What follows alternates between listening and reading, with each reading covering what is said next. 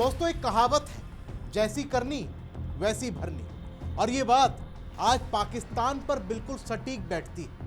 वो देश जो दशकों तक आतंक का निर्यातक रहा, दूसरों के घर में आग लगाने का खेल खेलता रहा, आज खुद उसी आग में जल रहा है। भारत के खिलाफ आतंकी कैंप चलवाने वाला, कश्मीर में खून बहाने वाला पाकिस्तान आज अपनी राजधानी इस्लामाबाद में नमाज के दौरान मस्जिद में आत्मघाती हमले से दहल गया। एक आतंकी नमाज पढ़ते लोगों के बीच घुसा और खुद को उड़ा लिया।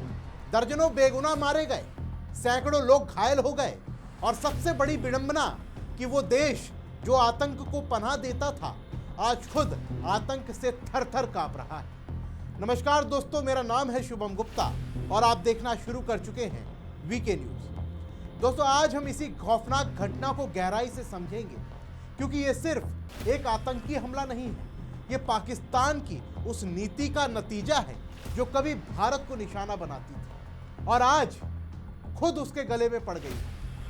दोस्तों, ये घटना इस्लामाबाद के बाहरी इलाके के खदीजातुल कुबरा इमाम बाड़े की है। ये सिया समुदाय की मस्जिद है। जुम्मे की नमाज चल रही थी, सैकड़ों लोग इबादत में मशगूल थे।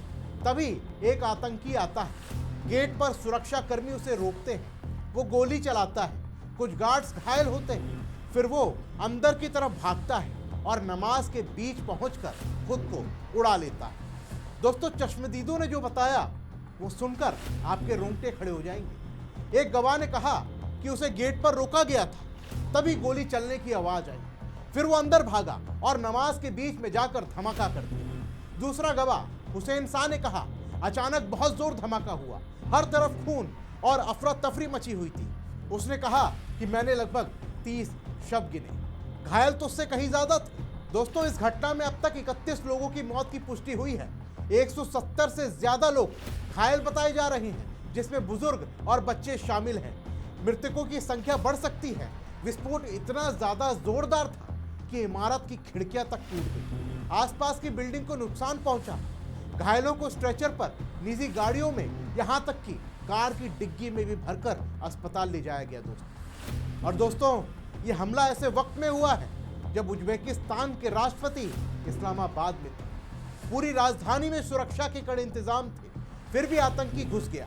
अब तक किसी संगठन ने इसकी जिम्मेदारी नहीं ली, लेकिन जांच चल रही है। अब बड़ा सवाल आता है दोस्तों कि पाकिस्तान ये दिन क्यों देख रहा है, और इसका जवाब साफ है। वो देश जो कभी तालिबान को पनाह देता था, लश्कर और जैश जैसे संगठनों को ट्रेनिंग कैंप देता था, भारत में आतंक भेजता था, आज उसी आतंक का शिकार वो खुद बन गया है। टीटीपी जैसे ग्रुप्स जो कभी पाकिस्तानी आर्मी के लिए भारत के खिलाफ लड़ते थे, आज पाकिस्तानी आर्मी और नागरिकों को निशाना बना रहे हैं। सिया सुन्नी तनाव अलग से चल रहा है, और इसके लिए जिम्मेदार कौन है?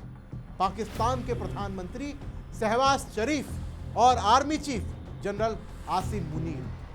शहबाज शरीफ की सरकार तो कठपुतली है दोस्तों, अर्थव्यवस्था दिवालिया है, जनता भूखी है, लेकिन आतंक के खिलाफ कोई ठोस कदम नहीं, बस बयानबाजी। इमरान खान को जेल में डालने में पूरी ताकत लगाते हैं ये लोग, लेकिन आतंकियों से लड़ने में कमजोर पड़ जाते हैं। और आसिम मुनीर, पाकिस्तानी आर्मी के चीफ, जो खुद को सबसे बड़ा देशभक्त बताता है, लेकिन उसकी नीतियां ही आतंक को पनाह देती हैं। अफगानिस्तान से टीटीपी को कंट्रोल नहीं कर पा रहे ये लोग, घरेलू आतंकी ग्रुप को कुचल नहीं पा रहे ये लोग।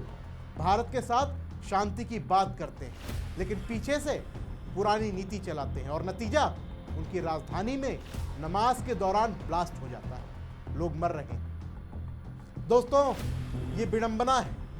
पाकिस्तान जो भारत को अस्थिर करने के लिए आतंक का इस्तेमाल करता था, आज खुद अस्थिर हो गया है। अर्थव्यवस्था तबाह है, सुरक्षा चूर है, जनता डरी हुई है, और शहबाज शरीफ और आसिम मुनीर की जोड़ी ने देश को इस दलदल में धकेल दिया है दोस्तों। एक तरफ IMF है, उससे कर्ज मांगते हैं पाकिस्तानी, दूसरी तरफ आतंक को पनाह देते हैं। अब वो आतंक उनके घर लौट आया है। दोस्तों, ये हमला सिर्फ सिया इमाम बाड़े पर नहीं हुआ है, ये पूरे पाकिस्तान की सुरक्षा व्यवस्था पर एक तमाचा है। राजधानी में हाई अलर्ट पर, विदेशी मेहमान दौरे पर, फिर भी आतंकी घुस गया। यह बताता है कि पाकिस्तान की आर्मी और सरकार कितनी नाकाम है। दोस्तों, पाकिस्तान को समझना होगा कि आतंक का खेल किसी के साथ नहीं चलता। जो बोओगे वही काटोगे। भारत ने हमेशा कहा है कि आतंक और बातचीत एक साथ नहीं चल सकते, लेकिन पाकिस्तान ने कभी नहीं सुना। अब वो खुद जल रहा है। शहबाज शरीफ बयान देते हैं, मुनीर मीटिंग्स करते हैं, लेकिन जमीनी हकीकत यह है कि पाकिस्तान आतंक के दलदल में फंस गया है। दोस्तों, ये घटना एक सबक है।